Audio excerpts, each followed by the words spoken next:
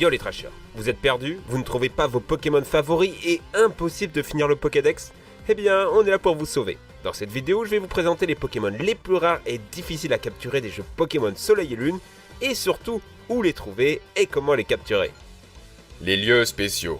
On commence par Denticris qui bat tous les records. Son taux d'apparition est de 1%, sauf à cet endroit précis sur la route 13 où ça monte à 30% de chance. Pour Sinistrail, rendez-vous au village flottant sur le bateau Stylix et pêchez là où il y a des bulles d'eau pour le trouver. Attention, ça peut être long. Mimikyu, le beau Mimikyu. Son taux d'apparition est très faible, mais il se trouve au magasin abandonné Bradley Prix. Nounourson aussi que vous adorez, il y a 5% de chance qu'il apparaisse sur la route 8. Météno, lui, est trouvable au mont Okulani. Pour rappel, si vous voulez l'obtenir dans un coloris précis, il faudra que ses PV soient inférieurs à 50% pour que sa forme offensive s'active et que vous puissiez voir, par la même occasion, la couleur de son noyau. Dans le même coin, vous trouverez des métamorphes et des terrales. Crabominable et lui est obtenable en faisant évoluer Crabagar au mont Lanakila dans les grottes. Super. Même principe d'évolution pour Magnésium, Tarinorm et Lucanon, mais cette fois vous devez être dans la caverne au bout du Grand Canyon de Pony. Bakabou est lui seulement disponible sur la plage Ano au fond, là où il y a le sable qui remue. Vous avez 20% de chance de le trouver, si ce n'est pas le cas, sortez et revenez dans la zone. Le parc volcanique sera le lieu où vous trouverez Kangourex. Pour capturer Dodoala, ça sera sur la route 11. Essayez de ne pas le réveiller. Et maintenant, le nouveau Pikachu au nom imprononçable, j'ai nommé Togedemaru. Cette petite balle pollue sera trouvable au Mont Ardent. Pour obtenir Terra, rendez-vous au village flottant sur l'île de Pony. Entrez dans la maison située à l'extrême sud-ouest et parlez à la dame située derrière le Béquipan. Porygon vous est remis dans la maison Aether sur la route 15. Entrez et prenez la porte sur la droite pour le recevoir. Ah, on a maintenant Sauf-Kipu. C'est assez particulier. Rendez-vous d'abord sur la route 8 et ensuite deux possibilités s'offrent à vous. Soit vous y allez comme un bourrin avec la charge Tauros pour prendre le Pokémon par surprise, soit vous décidez de faire le tour et vous attendez que Sauf-Kipu vous fonce dessus.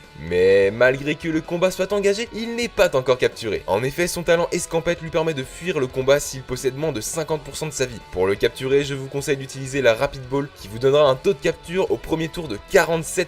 Pour finir, parlons de deux évolutions. Je parle bien entendu de Givrali et Filali. Pour obtenir Givrali, il faudra vous rendre avec votre Evoli dans votre équipe au Mont Lanakila et par la suite toucher la pierre gelée en appuyant sur A. Pour enclencher le processus d'évolution, il faudra faire monter d'un niveau Evoli proche de la pierre. Pour obtenir Filali, c'est le même principe, mais il faudra cette fois-ci vous rendre dans la jungle Sombrefeuille et réitérer le processus en appuyant sur A pour toucher la pierre moussue et faire monter Evoli d'un niveau. Les Pokémon exclusifs. Comme vous le savez sûrement, les versions comportent des Pokémon exclusifs. Hormis les Pokémon légendaires, symbole de la version, il existe une multitude de Pokémon que vous ne pourrez pas obtenir dans votre version. Vous serez donc contraint d'échanger quelques Pokémon pour les obtenir. Quatermack et Gouroutan sont trouvables dans la jungle Sombrefeuille.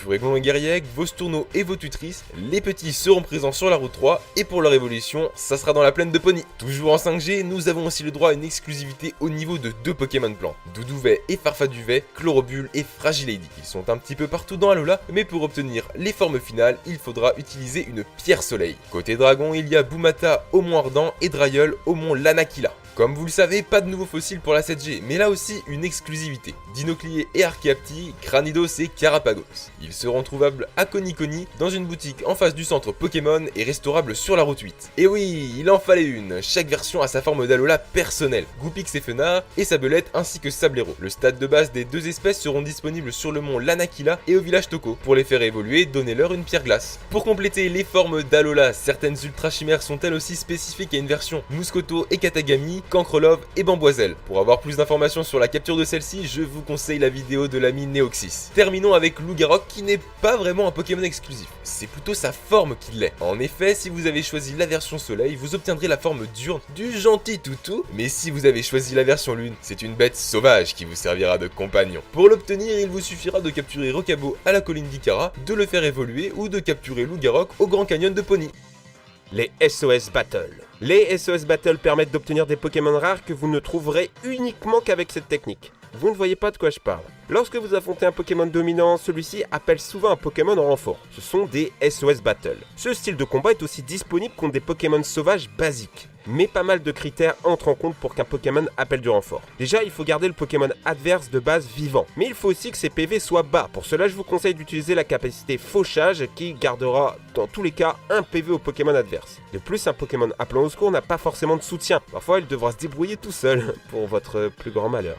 Mais pas de panique, Game Freak a pensé à vous. L'orbe frousse vous permettra en plein combat d'augmenter vos chances d'appeler du renfort chez les Pokémon adverses. Cet objet, utilisable une fois par combat, sera disponible dans tout centre Pokémon d'Alola qui se respecte. Commençons avec un Pokémon mythique, Dratak. Et oui, on commence fort. Celui-ci pourra être appelé en renfort sur la route 3. Vous pourrez donc vous balader avec un Dratak niveau 10 tranquillement dans Alola et même le mettre à la GTS. Il sera totalement legit. En parlant de Dratak, un détail n'attire pas votre attention? La route 3 est une falaise et c'est un endroit d'entraînement qu'utilisent les Pokémon pour voler. Drabi, trouvable sur cette même route, est un Pokémon souvent défini comme frustré de ne pas savoir voler. Il s'entraîne donc en sautant des falaises. Waouh, ce sens du détail. Bravo Game Freak. La mascotte de Pokémon se fera elle aussi rare car vous la trouverez seulement en renfort sur la route 1 et dans la zone commerciale des Kaika. Alors que Lucario sera lui aussi disponible dans la forêt de Pony, Noctali et Mentali se baladeront sur la route 4 et 6 tandis que Dracolos survolera le chemin du défi. Ronflex pique quant à lui un somme du côté de la route 1, alors qu'Ectoplasma viendra vous hanter au bras de l'épris. Enfin, il y a des Pokémon de la 7ème génération qui ne sont trouvables que via les SOS Battle. C'est le cas de Vorasteri qui sera trouvable dans la mer de Mélémélé Est, Ouest et en pêchant sur la route 9. Et Kaiser et son stade intermédiaire attendront quant à eux d'en découdre avec vous au Grand Canyon de Pony. Voilà une liste non exhaustive des Pokémon que vous pourrez trouver lors des SOS Battle. Si vous souhaitez avoir la liste complète et tous les emplacements précis, je vous invite à aller voir l'article disponible sur le site de Pokémon Trash.